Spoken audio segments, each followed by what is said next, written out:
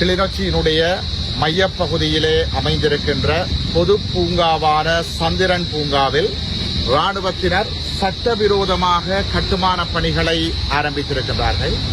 இது ஒரு பொது பூங்கா, பொதுமக்களுக்கு சொந்தமானது.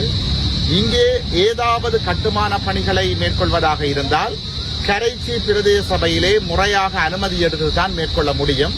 அதையும் ராணுவத்தினர் செய்ய முடியாது. ராணுவத்தினர் சந்திரன் பூங்காவிலே மேற்கொண்டு வருகின்ற பணிகள் சட்டவிரோதமானது. இவற்றை உடனடியாக நிறுத்த வேண்டும் என்று கோருகின்றோம். அண்மை காலமாக கிளிநொச்சி மாவட்டத்தை இலக்கு வைத்து பல்வேறு பிரதேசங்களில் ஆக்கிரமிப்புகள் முன்னெடுக்கப்பட்டு வருகிறது. பொன்னாவளியிலே தமிழ் மக்களினுடைய காணிகளில் அகழ்வு பணிகள் ஆரம்பிக்கப்பட்டிருக்கிறது. கிளிநொச்சி உருத்திரபுரீச்சரத்தில் பௌத்த விகார இருப்பதாக ஆக்கிரமிப்புக்கான ஏற்பாடுகள் நடந்திருக்கிறது.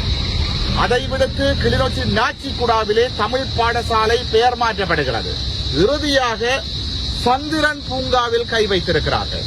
இது என்னத்தை காட்டுகின்றது என்றால், கிளிநொச்சி மாவட்டத்தில் அரச இயந்திரம் தங்களுடைய பார்வையை செலுத்தியிருக்கிறார்கள்.